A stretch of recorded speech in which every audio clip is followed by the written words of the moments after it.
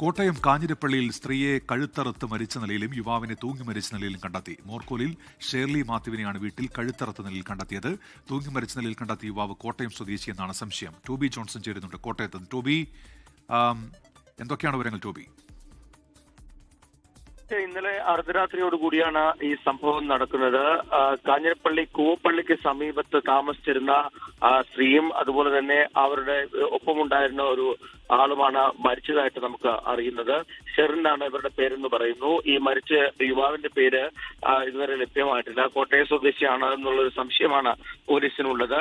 ഇന്നലെ ഇവരെ കാണാതായതോടുകൂടി ചിലർ ബന്ധുക്കൾ ഇവിടെ അന്വേഷിച്ചു വരികയായിരുന്നു. ഇതേ തുടർന്നാണ് നാട്ടുകാരും ഈ വിഷയം അന്വേഷിക്കാൻ ഇറങ്ങി തിരിച്ചത്. തുടർന്ന് പോലീസിനെ വിവരം അറിയിക്കുകയായിരുന്നു. അങ്ങനെയാണ് വീട്ടിലേക്ക് പോലീസ് ഉൾപ്പെടെയുള്ളവർ എത്തുന്നത്.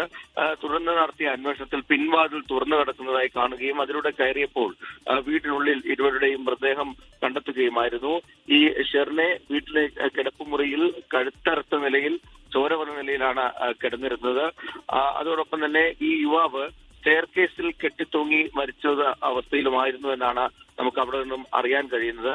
എന്താണ് സംഭവിച്ചതെന്ന് ഇപ്പോൾ വ്യക്തത വന്നിട്ടില്ല. പോലീസ് അതിരാവിലെ തന്നെ അന്വേഷണത്തിലേക്ക് കടന്നിട്ടുണ്ട് എന്നാണ് നമുക്ക് അറിയാൻ കഴിയുന്നത്. നാട്ടുകാർ പറയുന്നത് പ്രകാരം ഇവർ അടുത്തിടയിലാണ് ഇവിടെ വന്ന് താമസിക്കാൻ തുടങ്ങിയത്.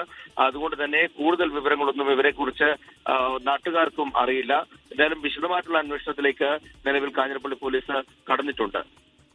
ശരി, ടോബി ജോൺസണാണ് വിവരങ്ങൾ നൽകിയത്. ലോകത്തെവിടെയായാലും ഏത് സമയത്തും 24 വാർത്തകളും ഓഗ്മെന്റഡ് റിയാലിറ്റി പാക്കേജുകളും എക്സ്പ്ലെയിനറുകളും വിശദമായി കാണാൻ ഞങ്ങളുടെ യൂട്യൂബ് ചാനൽ നിങ്ങൾക്ക് സബ്സ്ക്രൈബ് ചെയ്യാം.